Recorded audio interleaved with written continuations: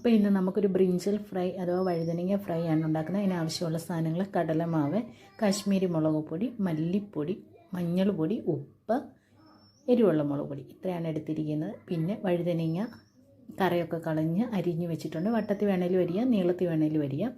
ഇനി എടുത്ത് വെച്ചിരിക്കുന്ന പൊടികളെല്ലാം കൂടെ നമുക്ക് നല്ലതായിട്ടൊന്ന് മിക്സ് ചെയ്തെടുക്കാം. അതിനുശേഷം കുറച്ച് എണ്ണ ഒഴിച്ച് അതും കൂടെ ഒന്ന് മിക്സ് ചെയ്തെടുക്കാം. ഒരു കുഴമ്പ് രൂപത്തിലാക്കി എടുക്കണം. ഇനി ഓരോ വഴുതനങ്ങയിലോട്ട് നമുക്ക് അത് പുരട്ടി കൊടുക്കാം. പുരട്ടി ഒരു 10-15 മിനിറ്റ് വെക്കുവാണെങ്കിൽ അത്രയും നല്ലതാണ്. പിന്നെ ഒരു പാൻ അടുപ്പത്ത് വെച്ചു കുറച്ച് മാത്രം എണ്ണ ഒഴിച്ചാൽ മതി. തീരെ കുറച്ച്, കല്ല് ചൂടായി വരുമ്പോൾ തീ ഏറ്റവും കുറച്ച് ഫ്ലെയിമിൽ ഇട്ടിട്ട് വേണം ഇത് ഫ്രൈ ചെയ്തെടുക്കാനായിട്ട്. പെട്ടെന്ന് തന്നെ റെഡിയാകും.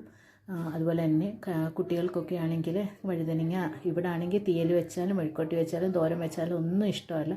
പക്ഷേ ഇതിങ്ങനെ ഉണ്ടാക്കി കൊടുക്കാമെങ്കിൽ അവർക്ക് ഭയങ്കര ഇഷ്ടമാണ്. അപ്പം ചെയ്ത് നോക്കാത്തവരാണെങ്കിൽ ഒന്ന് ട്രൈ ചെയ്ത് നോക്കണം. കുട്ടികളൊക്കെ കഴിക്കും. അപ്പോൾ ഇവിടെ വഴുതനങ്ങ ഉണ്ടെങ്കിൽ പോലും അവർക്ക് അല്ലാതെ എന്തുണ്ടാക്കി കൊടുത്താലും ഇഷ്ടമല്ല. പക്ഷേ ഇങ്ങനെ വട്ടത്തിലാണെങ്കിലും ഇങ്ങനെയാണെങ്കിലും ഉണ്ടാക്കി കൊടുത്താൽ അവർക്ക് ഭയങ്കര ഇഷ്ടമാണ്. അപ്പം തിരിച്ചിട്ട് കൊടുത്തു, റെഡിയായി വന്നിട്ടുണ്ട്. അപ്പം ഞാൻ ചോറുണ്ണാനായിട്ട് എടുത്തതാണ്. അപ്പോൾ ഇഷ്ടപ്പെടുവാണെങ്കിൽ ലൈക്ക് ചെയ്യണം. സബ്സ്ക്രൈബ് ചെയ്യാത്തവരാണെങ്കിൽ ഒന്ന് സബ്സ്ക്രൈബ് ചെയ്ത് സപ്പോർട്ട് ചെയ്യണം. ഇത്രയേ ഉള്ളൂ ഇന്നത്തെ വീഡിയോ. താങ്ക്